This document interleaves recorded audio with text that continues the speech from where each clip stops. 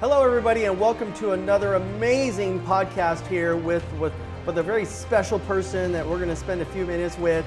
I can't tell you how excited I am. Her tenure, her experience, just about everything about her is so impressive that I think that you're going to get tremendous value here today. And so without any further ado, I want to welcome to our podcast show the one and only Adriana Diaz. And soon to be Adriana Diaz Gonzalez, right? Congratulations, yeah. Right? So, all right. Well, thanks for being here today. And we got this awesome audience that obviously wants to know more about entrepreneurship and, you know, what does it take to be successful, not just in business, but in life, you know, in general. And so we're going to just, I guess I'll ask you a few questions so the audience knows a little bit about you. How about you share with them a little bit about your background? Like, what was your upbringing like? Where did you grow up? Oh, wow. You know, how did you, you know, what was your, I mean, did you know, were you raised in a noble family where you're, you know, royalty, you had all the money in the world, or what's your background, if you would? You know, we come from a very wealthy family, many years, and so. But my father didn't like the money. Wow. And so a lot of times when you say generation to generation, it only lasts 3. Yes. And pretty much what happened to our generation. Wow. And so my father loved just adventure. So we lived in a small town called Heaven. Actually, it's called Puerto Vallarta. It's in Mexico. And believe it or not, we grew up in a house without running water, no electricity, and we got one pair of shoes for the whole year.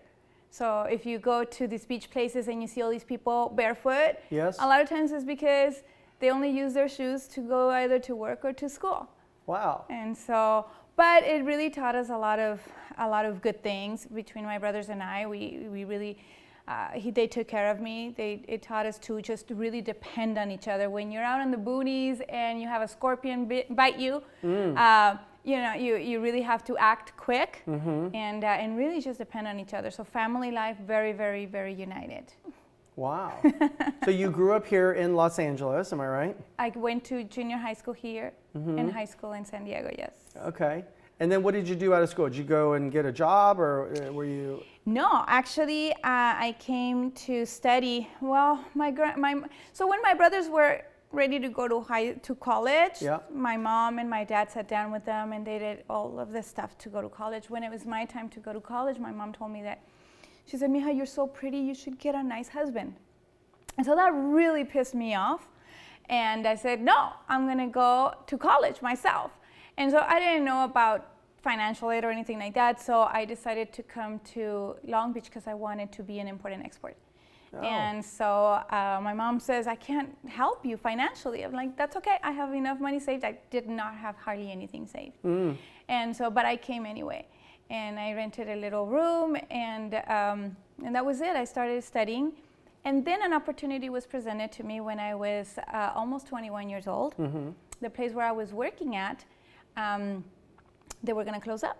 And it was a CB shop, like breaker, good buddy. Yeah. And so the owner said to me, his name was Joe Albert, he says, you know what? You guys have to all get another job because I'm gonna close up. And so it was a full-time job and I went to school at night. And when it was all said and done, I told him, why are you closing? Why don't you sell it? And he said, oh, I don't know, anybody who wants to buy it. And I said, well, I would buy something like this. And he laughed and he says, you don't have enough money. And I well, how much do you want? And he says, well, I want $70,000 for it. I laughed. I'm like, yeah, you're right, I don't have enough money. So he went from like just closing it down to $70,000. But then he asked me, well, how much do you have? And I had a jalopy car. It would leave me everywhere. So I was saving to buy a brand new car or a brand new used car. And I had $6,200. And so he said, get me 7 and you get yourself a deal. So he financed it for me. And that's how I became a business owner at 21. No kidding.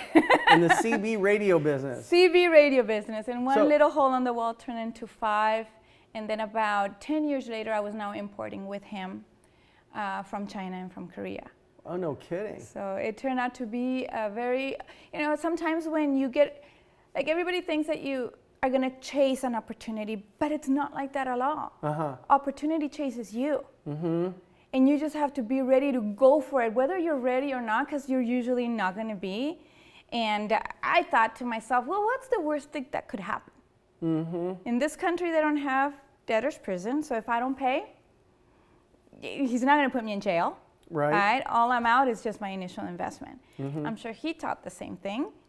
If she doesn't pay, at least I'm $7,000 up, right?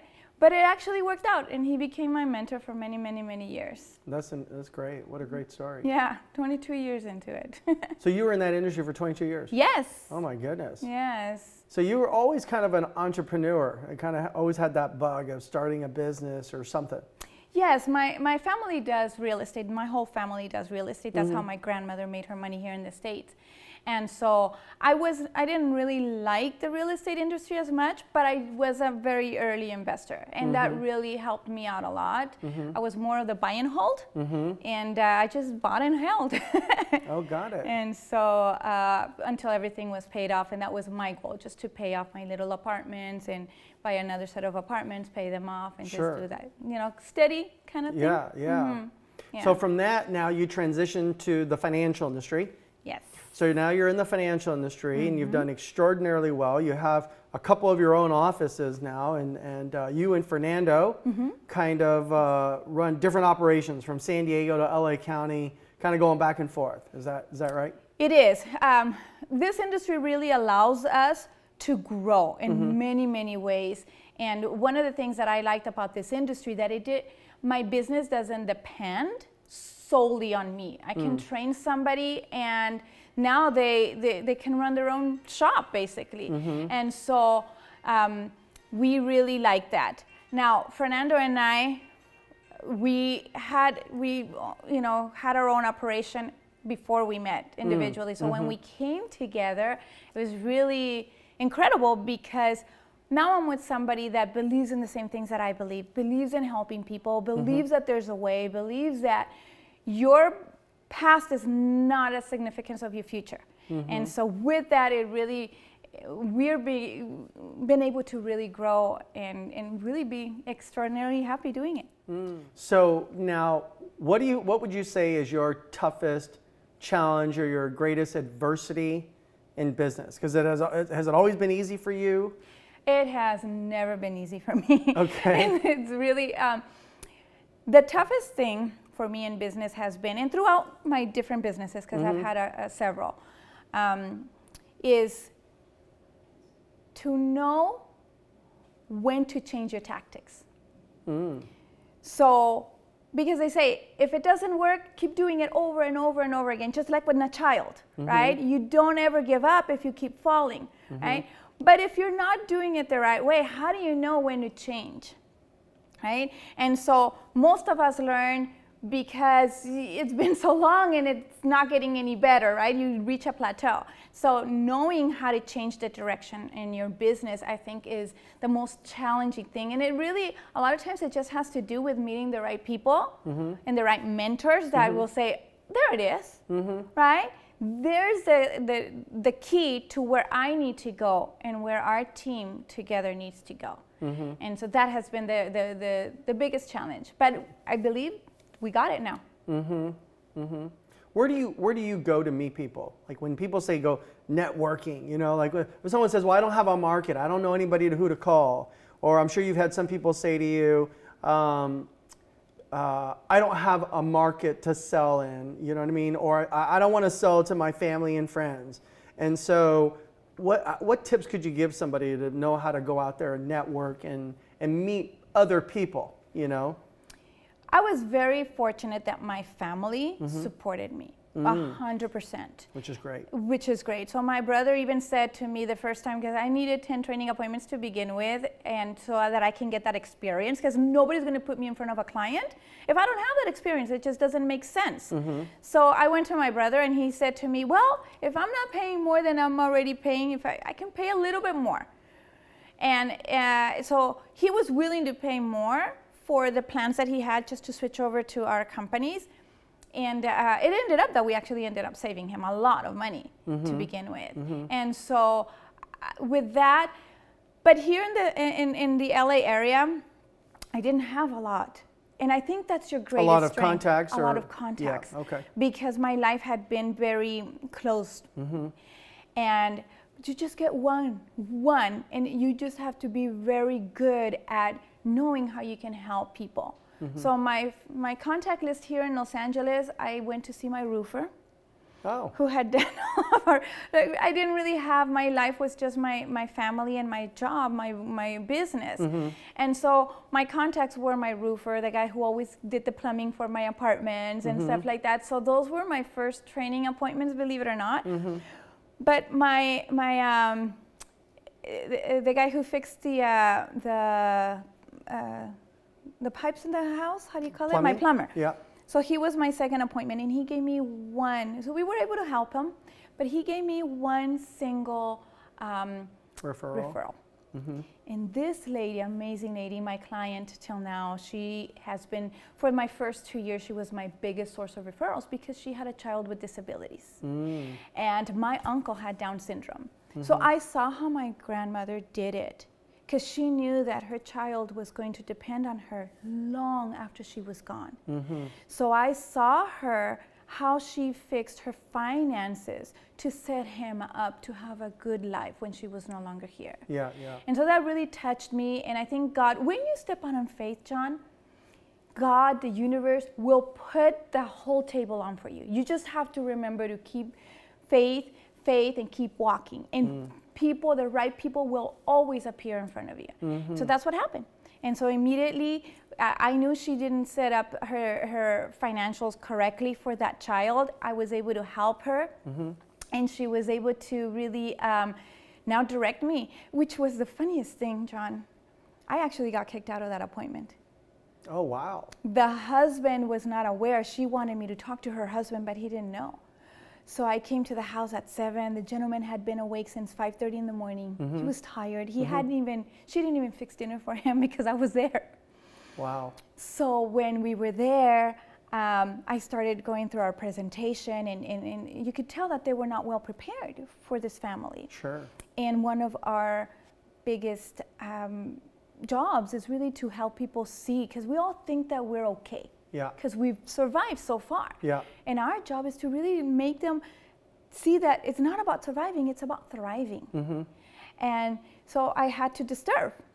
And I think I disturbed a little too much. And he asked me to please leave, that he was very tired and he didn't want anybody telling him what he already knew.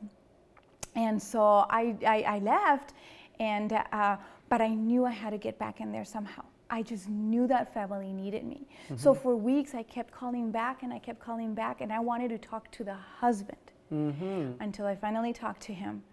And that was my first appointment on my own, by the way.